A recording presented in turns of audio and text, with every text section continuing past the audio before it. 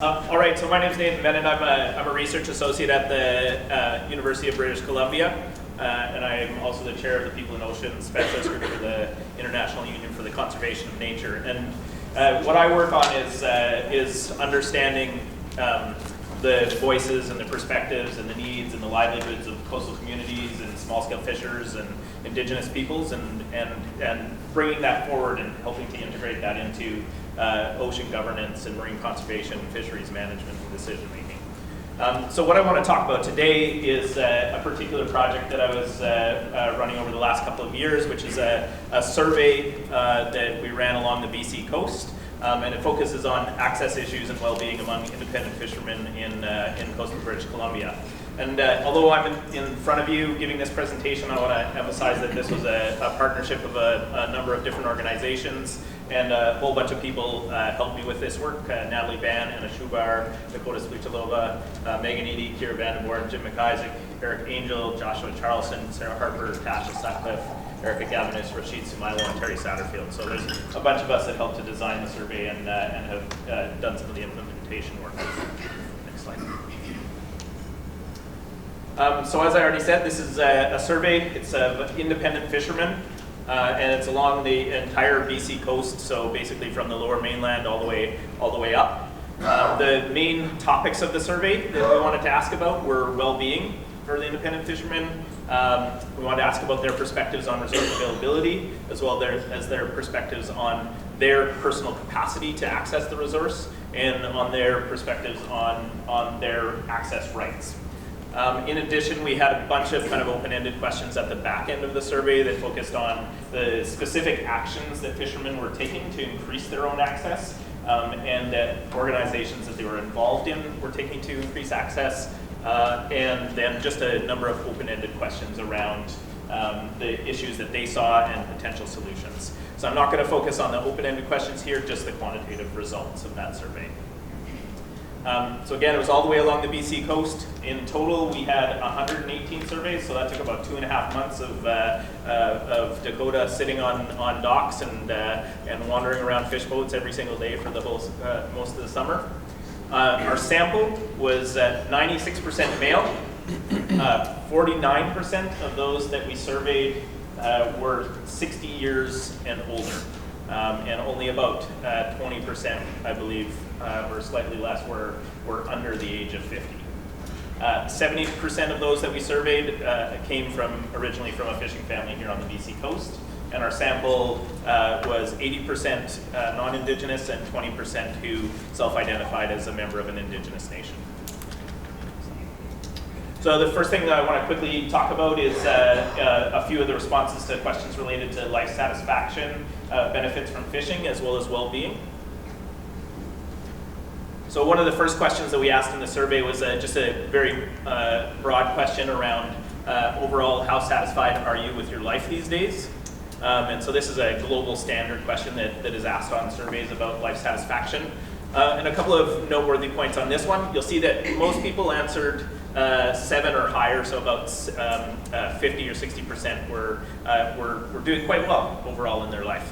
But of concern to me is that there's still about 30% that are 4 or are lower on their responses to this question on overall life satisfaction. When we asked about how satisfied are you with the benefits that you receive from fishing, we asked this in 3 different categories. So an economic category, a non-economic benefit category, and then just your overall life as a fisherman. And you're going to see a lot of these blue and red graphs. What you should know is that anything on the blue side is very, very positive, and anything on the red side is very negative, right? So positive is blue, red is negative. And here, what you can see is that people were overall somewhat less satisfied with the economic benefits that they received from fishing, but in terms of the non-economic benefits and then just their overall life as a fisherman, people were pretty satisfied. So this tells a story of, people don't get into fishing because of the money; they get into it because of the lifestyle, right? They want to be fishermen. Next slide. We asked a whole series of different questions around overall well-being.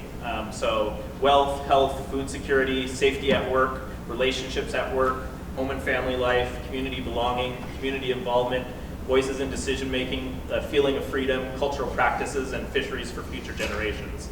And just a couple quick notes on this one.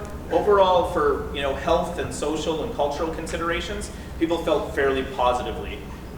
There's a few there that you're seeing a lot of red on. So the top one is wealth. So people were, again, feeling a bit mixed about their overall level of wealth. And then down there at the bottom, the ones that show the most red are whether or not people felt they had a voice in decision making. So people are quite unhappy with that, and they're also quite disappointed with their own ability to provide fisheries livelihoods for future generations. So that's probably no surprise to us either. So the next set of topics that we asked about were around people's perceptions of resource availability, access capacity, access rights, as well as competing uses.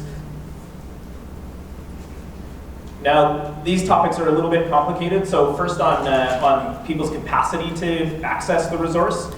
People's capacity to access the resource is made up of a number of different things, including physical assets, things such as boats and infrastructure, human assets, such as their own skills or access to workers, social assets, such as community supports or community organizations, cultural assets. There's also political assets, so empowerment or participation in decision making, and then financial assets.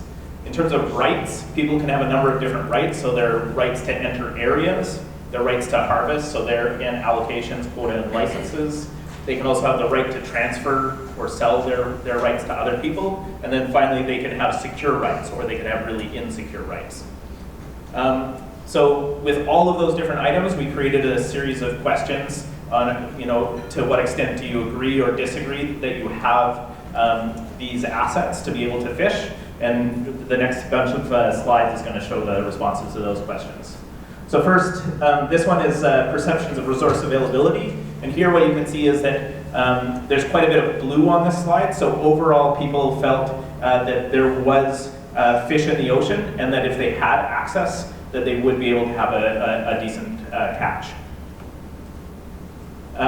This slide here, we asked people about their physical assets, so their access to boat and equipment, local infrastructure, processing facilities, and transportation options.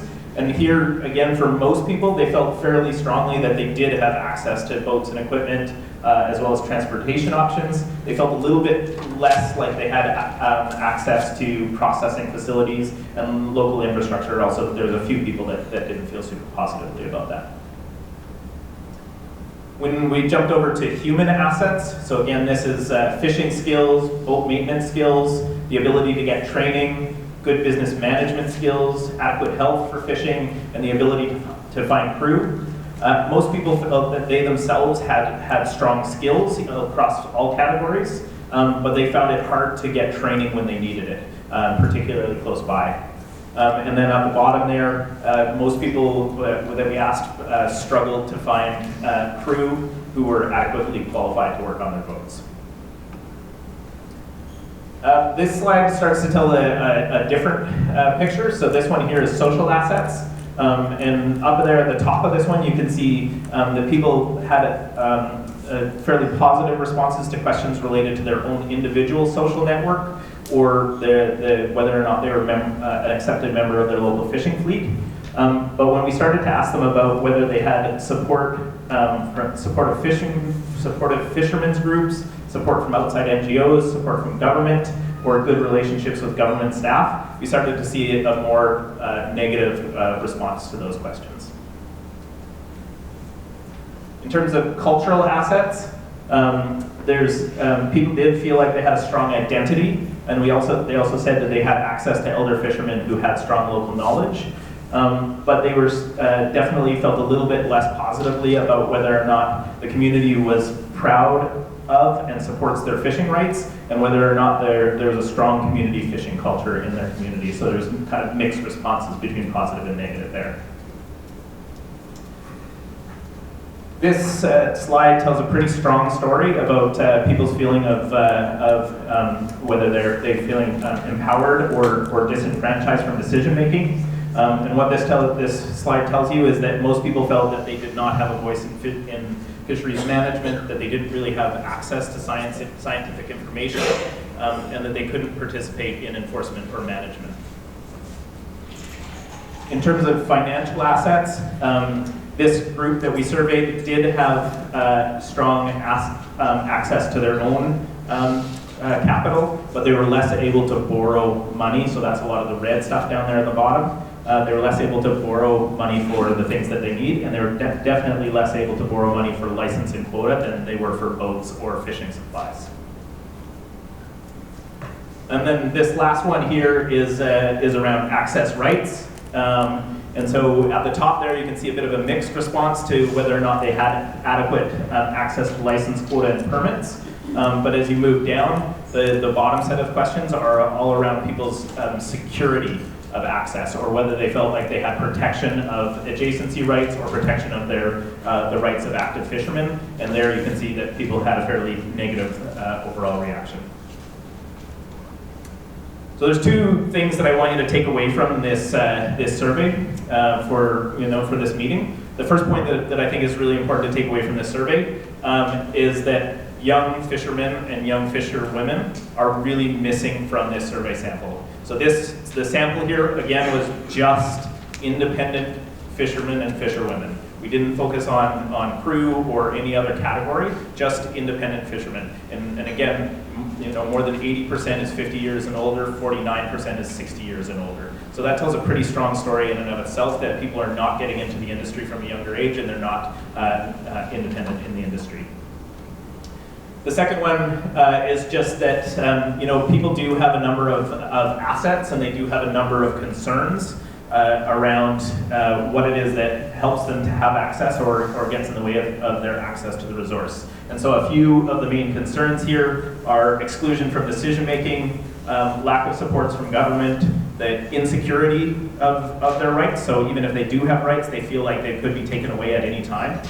And they are unable to access government subsidies or find qualified crew, and they feel like there's a strong competition with other sectors. So there's a lot more information on that slide, but my time is up, so I'm going to pass it on. Is it ever? And I don't know how to shut this off.